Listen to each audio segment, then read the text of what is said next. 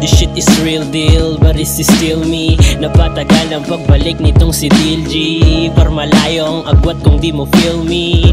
Gonna fuck this scene, staying ending. Parang ulo ng balitang nakadila nung makita nila aking mga sulat tumihiwat. Tatlong ulo malazoro pag ginamit yung asura. Tas sinipa mga kupal gamit suit gawa ng Jerma. Sige habol dyan sa ulap, panonoorin ko na lang kayo ng hindi progreso, yan ang tawag dyan ay pangungupal. Mga walang dating, basta uso susubukan. Hoy, kita ko ang kulay kahit pa na magbalat kayo. Kayang gumalaw ng mag-isa, kaya't pano nyo ako mahihila hindi nyo nga abot. Aking musika inibig kahit di sumagot.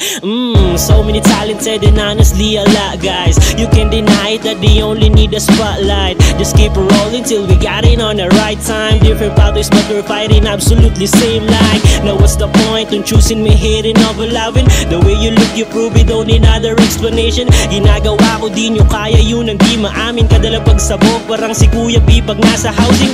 Di mo gusto at hindi ka masisisi. Galingan mamili nagkakalat daming dami. Lamon silang lahat hindi mabata kahit youngest. Sa dami pakinang mas pinili sa ilalim kasi finest. Pagkapino tatamaan dito kahit audience. Malis at dapalas di mabigil itong artist. But the world peace must be put first. Seed of your face, violence isn't the answer.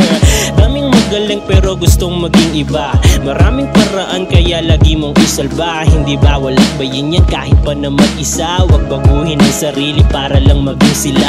Salamat sa mga tunay na hindi umalis. Kahit na minsan sa sarili wala nang bilib. Ramdam ko ang suporta hindi man naririnig. Pagsaluan inihain pwede mo ring himayin. Kasi real deal but is still me. Napatagal ang pagbalik nitong si DLG.